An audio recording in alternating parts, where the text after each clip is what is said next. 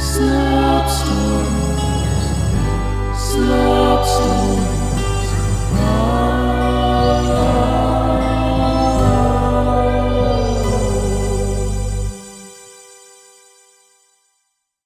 Slop Stories presents Discipline by Kenzie Campbell. Roger Calhoun was huge.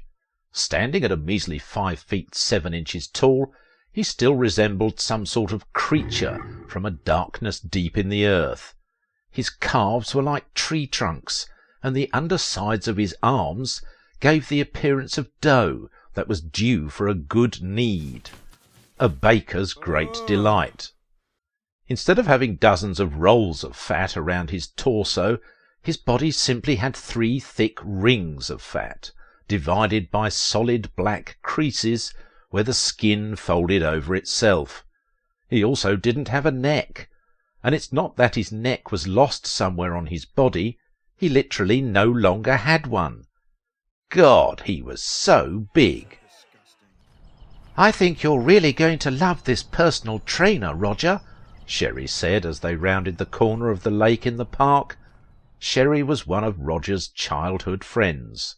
Evening walks in the park had become customary for them.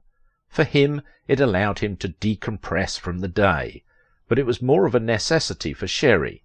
She always said that she couldn't survive without his unending encouragement. "I'd better like him," Roger laughed.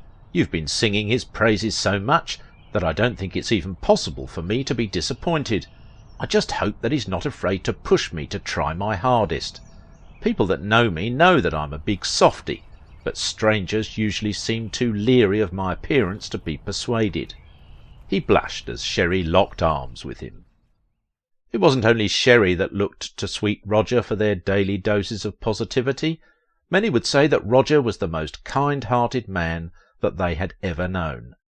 When interacting with others, he always greeted them with a smile and gave them the whole of his attention.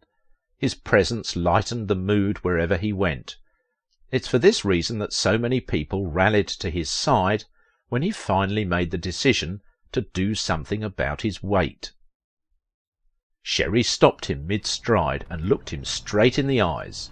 "You'll do great," she reaffirmed him, and at that they made their way back to their cars to close out the night.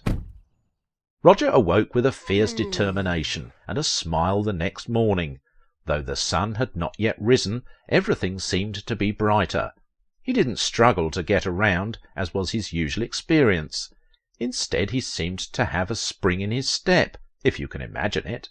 He didn't even find it difficult to put his socks on today.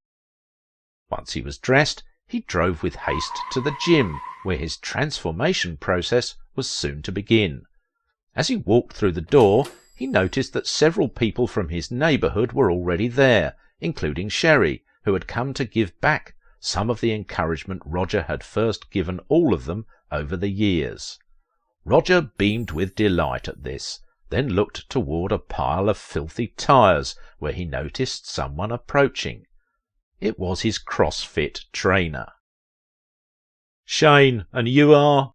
The trainer bypassed any sort of cordial greeting and introduced himself with an upward head nod and a puffed-out chest. Shane was also huge, but not the kind of huge that makes you think of pudding or Roger. Shane was a strong kind of huge. "I'm Roger. It's nice to meet you," Roger uttered with enthusiasm and complete sincerity. He held out his hand to initiate a handshake. His fingers were the size of bananas. Smelled like bananas, too. "I just want to say thank you so much for agreeing to help." "Get running now," Shane commanded, cutting off and dismissing Roger's offering of thanks. I beg your pardon?" The tone in Shane's voice made Roger feel a little worried. Roger withdrew his hand and looked embarrassingly at his friends from the corner of his vision. Each one of them threw him a smile and a thumbs up for encouragement. "I said get running. Small talk never helped anyone lose weight. Now run." Roger ran. He ran until his tight purple shirt was soaked through with sweat. He ran until he could taste bile in his mouth, while his neighbourhood friends stood there cheering him on. Roger's entire body was aching after only 20 minutes. Shane pain was what Shane liked to call it, and it was clear that Shane liked the phrase. While Roger ran, Shane lay sprawled out on one of the filthy tyres like a model, repeating the phrase even when no one was around him. Crunches followed after the running. Roger plopped onto the ground, grateful to not be standing any more.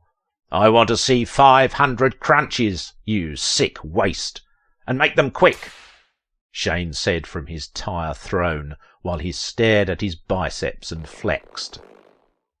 Roger tilted his head at Shane, hurt by the insult. Maybe this is his way of trying to get to my head, he thought, then shook his head. "No, I'm not going to let that happen. I'll show him." He attempted to lift himself for the first crunch, but his head only came 1.5 inches off the ground, as his disgustingly obese body wouldn't allow for any more than that. If this is all that I can do, then he'll have to be okay with it. After 15 Roger-type crunches, Roger sighed through his heavy breathing. "Okay, I think that's good for today." He physically couldn't handle any more exercise. No, you just got here," Shane chuckled. "You're not even close to being finished yet. Push-ups are next. Or maybe you need some motivation. Is that what you need, Roger sighed. "If we're not done, then I'll just need a breather for a few minutes. I don't need more motivation. Is there a water fountain around?" Shane threw Roger a heavy water container. Roger opened the lid and tipped it into his mouth, but his mouth filled with sand. Roger spit it out the best he could, but his mouth was still coated in it. "I think you need some motivation," Shane said evilly as he strutted over and kicked Roger in the ribs. Just then it was as if the lighting in the room went dim, especially around Shane's face. Roger looked around at his supportive neighbourhood friends and noticed that they were now staring at him darkly, each wearing sneers on their faces, hat curled at the ends. Roger looked back at Shane just as Shane was raising an enormous hornet's nest over his head with both hands. Shane heaved it at Roger with such force that it split the nest into 100 pieces when it crashed against his stomach. A shadowy cloud of hornets took to the air and immediately bolted back down to Roger. Roger started screaming in pain as thousands of angry hornets tore at every inch of his skin. He began desperately crawling around on the floor, trying to escape the hornets, but the swarm engulfed him like a giant ball of flame. Tears of pain began streaming down Roger's face. He heard a rhythmic clapping begin, and he came to realise, much to his confusion, that it was the clapping of his surrounding friends as they watched and enjoyed the struggle. One of them was holding an enormous tub of popcorn and passed it down to share with the others. Roger screamed and sobbed until he passed out and lay like raw meat on a butcher's block. Hours passed before the hornets decided to leave. When they did, the audience left as well, leaving a mass of half-eaten snacks and refreshments that you'd only see after a long night at the circus. Many of them passed within inches of Roger, a few stepping on his fingers as they humorously talked amongst themselves and reenacted their favourite scenes. The hornet attack had been so bad that Roger was unrecognisable. Days later, after the swelling had subsided, Roger went for a walk in the park, alone. Spirits crushed and still hideously fat, he hadn't returned to the gym, nor did he have any plans to. The last time he'd seen Sherry, she was swinging wildly from Shane's forearm, as if it were a branch from a tree in a jungle.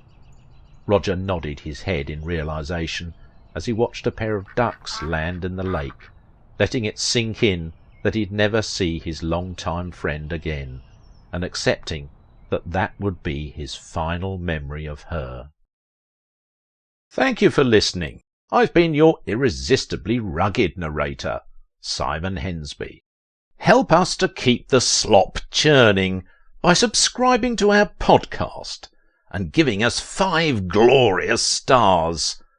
And don't forget to follow us on Instagram at Slop Stories for the latest news and updates. And now for today's Memoir of Misery. No.